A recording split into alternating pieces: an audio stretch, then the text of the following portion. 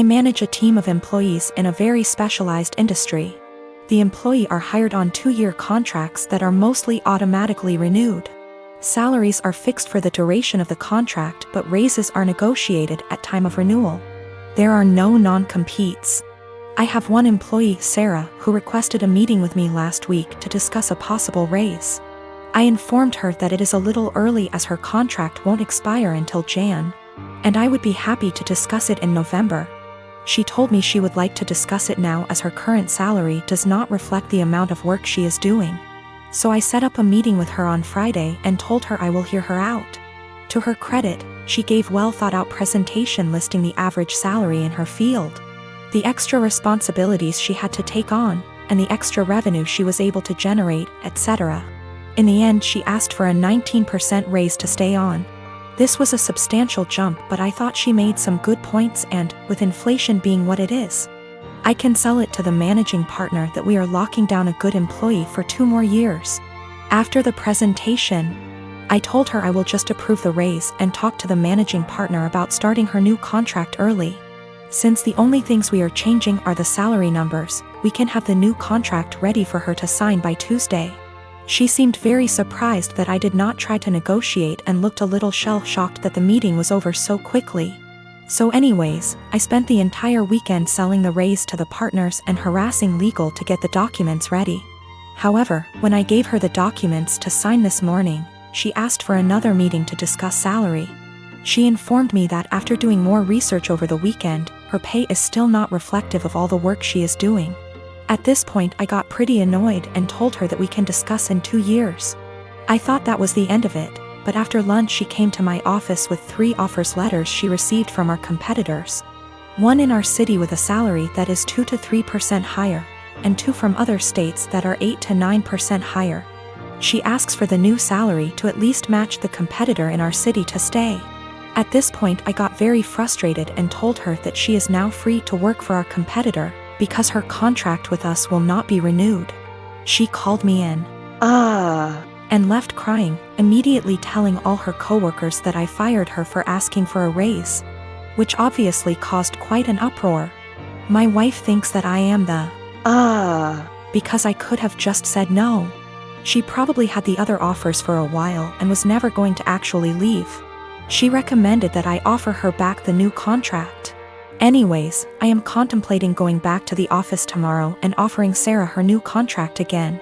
But I just felt like the relationship between us is ruined after this whole situation. Her currently contract is negotiated 2 years ago, which is why there is a discrepancy in pay with the current offers. There are also a lot of reasons for differences in salary even within the same city. Perhaps less PTO, maybe more responsibilities, maybe they lock them in the contract for 3 years instead of 2. Which is happening more and more now. Maybe they have a non-compete, or maybe they are better. I can't say. Her contract expires Jan, so she has plenty of time left at the company if she wants to finish out. Sarah is WFH today, so I sent her an email apologizing for overreacting yesterday, and informing her that she is an important member of our team and that I worked really hard to get her the raise she initially requested. The new offer still stands provided she return the signed contract to me today before 5 p.m. I would be happy to execute it immediately and get her sorted out before the next payment period. She emailed back also apologizing for her reaction yesterday and said that she enjoyed working here and feels like she really has an opportunity to grow. But she then ended the email asking if I would still be willing to reconsider upping the offer to match her other offer. At this point, I just can't even anymore. I basically ignored her email, and at 5:01 p.m. with no signed contract from her, I sent an email to the managing partner I was talking to all weekend. Hope this email finds you well. I am writing to inform you that Sarah has elected to decline the new contract as it is written.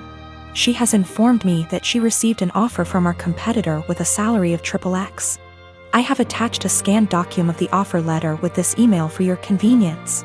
She has requested that we match that salary to retain her services as our current offer is insufficient. As of right now, her contract expires January 22nd. Please advise on the next steps.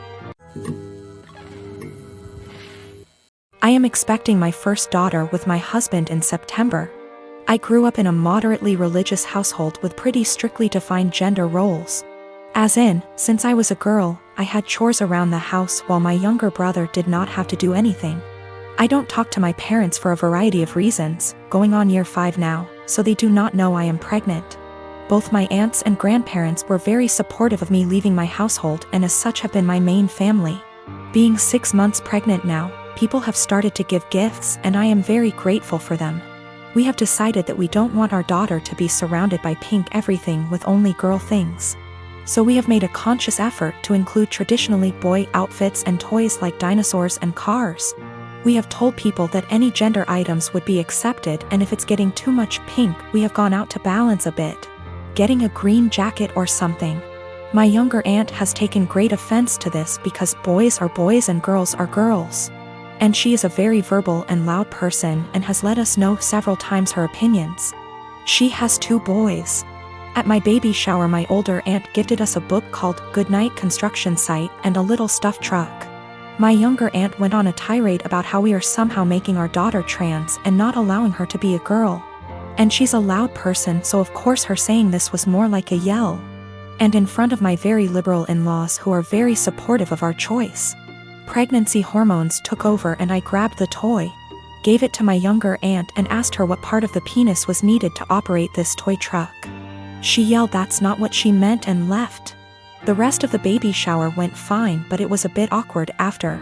Since then she has been blowing up Facebook where a bunch of people agree with her that I am making my daughter trans, and have been telling me that I was an asshole. The rest of my think what we are doing is fine, but that I shouldn't have handled it that way. I do not care if she ends up loving pink and unicorns etc., we will get her them then. I just was trying to balance out the sheer amount of pink items we were getting from friends and family. Almost every single gift has been heavily pink or girl influenced. To the point where she would not be dressed in anything but pink if we did not go out and buy some more boy things. I also am generally not a person who argues. But I feel like a bit of an unholy because I intentionally said this as deadpan serious as I could and with the intent to embarrass her in front of our family members present. My delivery and question did have the intended effect and she went quite red before leaving. This was also the first transphobic comment I've ever heard out of her mouth. While we all grew up quite conservative, my older aunt coming out 27 years ago really changed my family's perspective. My grandparents have changed from what they previously viewed and my aunt was always supportive of my other aunt. My younger aunt always wanted a girl. So I thought she was just trying to act out her fantasy girl with all her gifts and preferences. I am a 39 years old male, and I lost my late wife 6 years ago. I have a 16-year-old son, Daniel, and I recently got engaged to my fiancé of 2 years. Her mom and I aren't on good terms because of how she behaves. She's a controlling, self-centered, Dolly Parton wannabe. I learned to ignore, but she's been annoying Daniel and criticizing his personality regularly. He's a private kid and still hasn't gotten used to the new family dynamic, but he's in therapy and is doing fine. She keeps diagnosing him left and right, calling him antisocial, autistic and other crap. Fact is, Daniel is a shy, well-mannered kid, but people confuse that with being antisocial. Mother-in-law tried several times to force Daniel to open up by embarrassing him with personal questions on family dinners and test his personality type. I've realized the effect her behavior had on Daniel, so I gave him the choice to no longer be in the same room / house as mother-in-law, and he appreciated this a lot. Mother-in-law didn't like that Daniel kept his distance and no longer visits and kept ing about how spoiled he will become for her daughter to deal with. I told her to stop bringing it up, but she cried, "I'm just doing this for Danny." Last week she visited unexpectedly wanting to say hi to Daniel. After Daniel greeted her, he went into the bathroom and she went into the living room with my fiancé. I was in my bedroom when Daniel came and said his journal was gone. We looked for it but didn't find it. I asked my fiancé, who was alone in the kitchen, but didn't see it. I paused for a second to ask where mother-in-law was. My fiancé said in the living room, but I saw her coming down the stairs. I asked where she was. She said the bathroom. I saw her purse in hand, so I bluntly asked if she took Daniel's journal. She looked offended and called for my fiancé when I insisted to see inside her purse.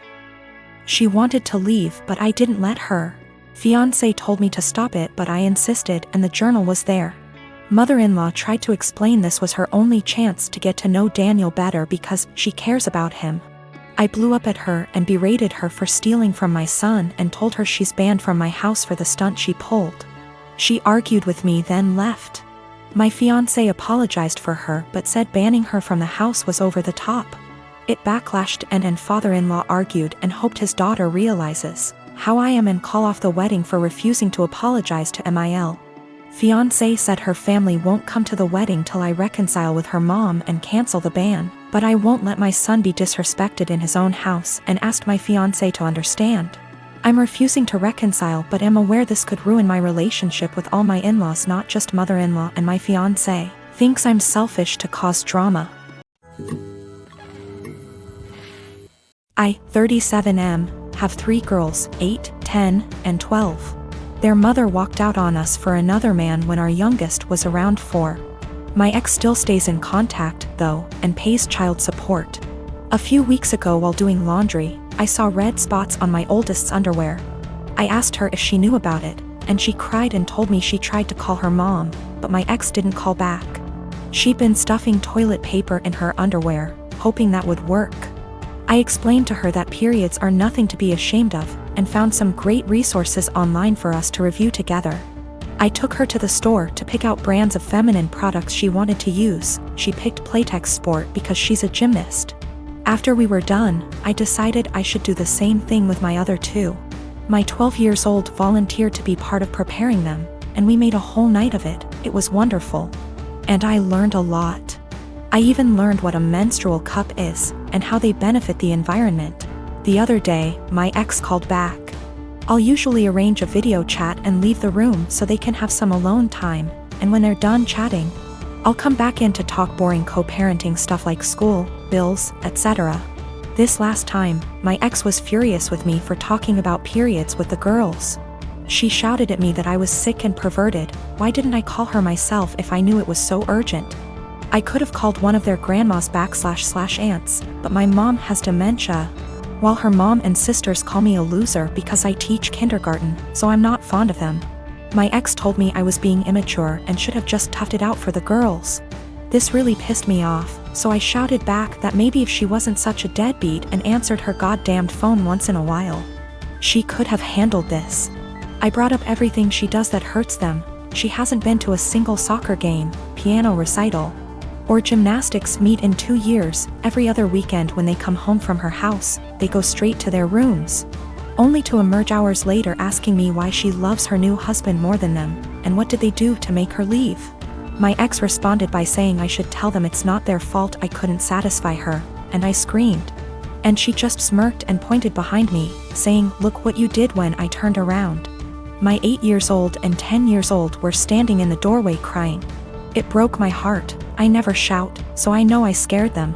My 12 years old stormed in and started screaming at her mom, and while I appreciate her sticking up for me, this is not a battle I want her fighting. My ex hung up before I could fully de-escalate the situation. And let's just say the girls have been given free reign of the ice cream and limitless hours of video games, because I feel so bad. I even watched all the Twilight movies with them, so don't say I don't love them.